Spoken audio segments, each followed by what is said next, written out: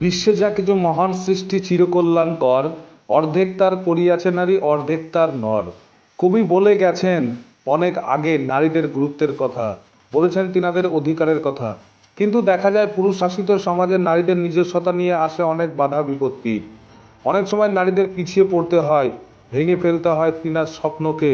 কিন্তু হার না মানা ছোট্ট একটি মেয়ে ইপ্সিতা চক্রবর্তী মুর্শিদাবাদ জেলার প্রাণকেন্দ্র বহরমপুরে এক ড্যান্স একাডেমিতে ফ্যাশন শো বেঙ্গল আইকনের প্রথম গ্রুমিংয়ের আয়োজন করে দেখিয়ে দিল আমরা মেয়েরাও পিছিয়ে নেই কোনো কাজে। এই দিন মালদা, মুর্শিদাবাদ, নদিয়া ছাড়াও রাজ্যের বিভিন্ন প্রান্তের ইভেন্টরা গ্রুমিংয়ে যোগদান করে বলে জানান বেঙ্গল আইকনের কর্ণধার। এখন দেখার পালা বেঙ্গল আইকনের সেরা খেতাব কার মাথায়।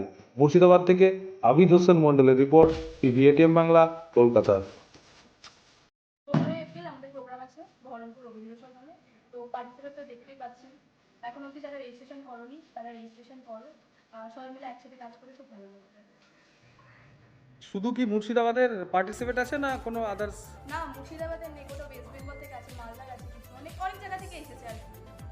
এবার যারা যারা এখনো রেজিস্ট্রেশন করোনি তো সবাই আসো, রেজিস্ট্রেশন করো, কারণ এখন রেজিস্ট্রেশন যারা এখনো রেজিস্ট্রেশন করেনি তাদের জন্য আমি একটাই কথা বলবো, তোমরা অনেক জায়গায় শো করেছো আশা করি, তো দেখেছো কীরকম কী হয়। আমার মনে হয় এখানে সবার থেকে একটু আলাদাই হবে।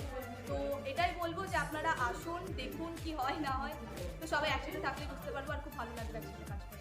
আপনার নাম, ইপ্সিতা চক্রবর্তী, আপনার সংস্থার নাম? বেঙ্গল আইকনস।